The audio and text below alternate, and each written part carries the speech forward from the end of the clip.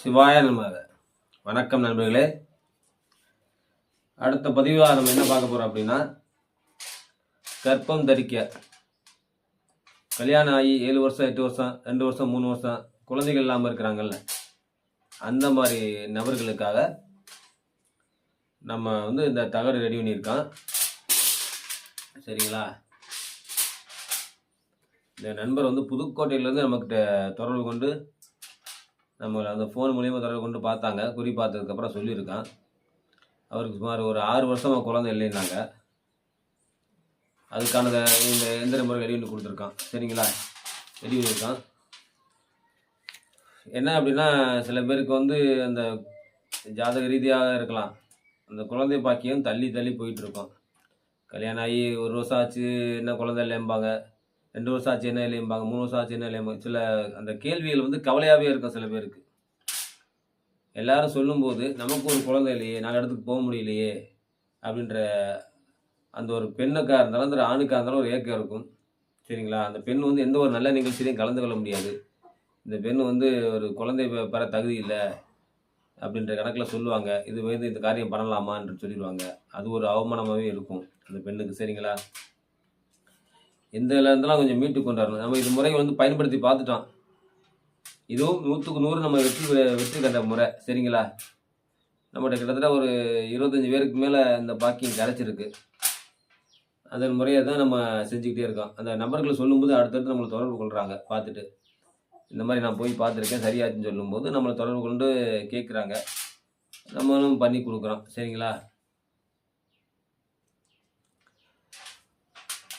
என்ன சொல்ல வரேன் அப்படின்னா, பெண்கள் சில தவறுதலாலும் குழந்தை இல்லாமல் போய்கிறது. அதே மாதிரி ஆண்களோட சில தவறுதான பழக்கமாகவும் இருக்கவும் குழந்தை இல்லாமல் போய்கிறது. இன்றைக்கி சூழ்நிலை அப்படிதான்.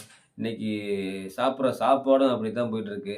எல்லாமே இயற்கையான உணவுகள் கிடையாது. எல்லாமே மருந்துகளை தெளித்து கெமிக்கலை தெளித்து இந்த நிலைமைக்கு நோய் நொடியோடு வாழக்கூடிய சூழ்நிலைக்கு வந்துட்டான். சரிங்களா? இதனால் பல நம்ம உணவுகள் இன்றைக்கி நம்ம சாப்பிட்ற உணவுகளே விஷமாக மாறிக்கிட்டு இருக்குது. சரிங்களா? இவ்வளோ கண்டிஷன் இருக்குது. நல்ல உணவுகள் எங்கே இருக்குது?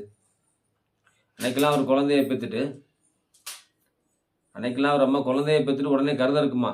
அன்றைய காலகட்டத்தில் குழந்தைய பெற்று எடுத்து வரப்பில் வச்சுட்டு அதோட சேர்த்து களை வெட்டுமா. களை வெட்டுறதெல்லாம் இருந்திருக்குதுங்க. களை வெட்டி வேலைகள் பார்த்துருக்கு. இப்போ எது பண்ணுது? குழந்தை மாதம் ஆகிட்டாலேருந்து ஹாஸ்பிட்டலில் தான். அப்புறம் குழந்தை பிறகு கூட்டிகிட்டு போனாங்கன்னா வயிற்றை கிழிச்சு எடுத்துடுறாங்க. இதுதான் நடக்குது. இயற்கையான முறையில் எங்கே குழந்தை பிறக்குது? சுகப்பிரசவம் கிடையாது. 100க்கு 100 கிடையாது. ஒரு 5% தான். அவ்வளோதான். அதுவே கம்மி தான். இப்படி தான் போயிட்டுருக்கு. சரிங்களா? பல பிரச்சனைகள் உள்ளே இருக்குது. மருந்துகள் சாப்பிட்டு சில பேருக்கு அதனோட நிலைமை வந்துடுது. சில பேருக்கு இந்த உணவுகளிலே பற்றாக்குறை போகுது. ஏன்னா உணவுகள் பாய்சன் தானே ஆயிடுச்சு, மாறிடுச்சு. இப்போ எங்கே இயற்கையான உணவு கிடைக்குது? இதுலேயும் சில குறைபாடுகள் வந்துடுது. இப்படி இருக்கின்ற பட்சத்தில் நம்ம என்ன எதுன்னு பார்த்துட்டு அது தந்தாப்புல நம்ம இந்த எந்திரங்கள் மூலியமாக மருந்து மூலியமாகவும் கொடுப்போம். சரிங்களா? கொடுத்து சரி பண்ணுவோம். 100க்கு 100 நம்ம வெற்றி கண்ட முறை. யாருக்காவது வேணும் அப்படின்னா தொடர்பு கொள்ளுங்க நண்பர்களே. என்னோடய மொபைல் நம்பர் 9626762381. திரும்ப சொல்கிறேன், நோட் பண்ணுங்கள். 9626762381. சரிங்களா? நன்றி நண்பர்களே.